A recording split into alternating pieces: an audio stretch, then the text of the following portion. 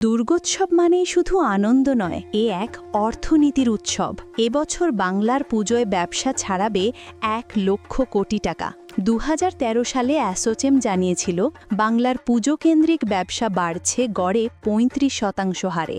আজ পুজো ঘিরে হয় কোটি কোটি টাকার লেনদেন, যা সরাসরি বাড়ায় রাজ্যের জিডিপি।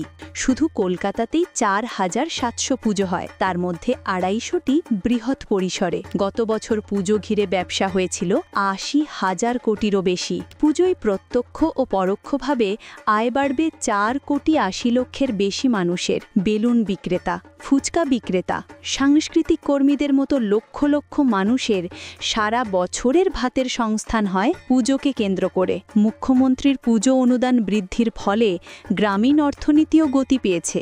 এমন সহজ পথে অর্থনীতিকে এগিয়ে নিয়ে যাওয়ার নজির স্বাধীনতার পর আর কেউ গড়তে পারেননি, কথা স্বীকার করেছে বণিক সভা। তাই অক্সফোর্ড সহ বিশ্বজুড়ে বিশ্ববিদ্যালয় ও গবেষকরা মমতা বন্দ্যোপাধ্যায়ের পুজো অর্থনীতি সিলেবাসে অন্তর্ভুক্ত করেছে।